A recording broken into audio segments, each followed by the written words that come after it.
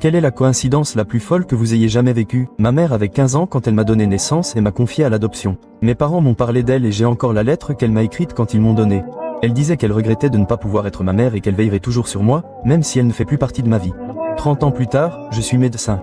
Je surveillais mes patients pour la journée quand j'ai immédiatement reconnu le nom de ma mère. Je n'ai vu qu'une seule photo d'elle, mais dès que je l'ai vue entrer, j'ai su que c'était elle. Entendre sa voix pour la première fois m'a fait pleurer et je n'ai pas pu me résoudre à le lui dire lors de notre premier examen. À sa prochaine visite, je lui ai demandé si elle avait des enfants. Elle m'a dit qu'elle avait eu un bébé à l'adolescence, mais qu'elle était maintenant stérile et qu'elle ferait n'importe quoi pour avoir un autre enfant. Elle m'a raconté qu'elle voulait garder le bébé, mais que ses parents ne l'ont pas laissé faire et l'ont forcé à le confier à l'adoption. Puis elle m'a remarqué en pleurs. Elle m'a demandé ce qui n'allait pas, et j'ai eu du mal à dire que c'était moi. Elle m'a regardé une seconde et m'a serré dans ses bras. Elle m'a dit qu'elle avait un étrange besoin d'être près de moi, alors elle a pris ses rendez-vous le plus tôt possible. Nous avons dîné ce soir-là et sommes restés proches depuis. Elle me dit toujours combien elle est fière de moi et qu'elle a l'impression d'avoir enfin le fils qui lui avait été enlevé.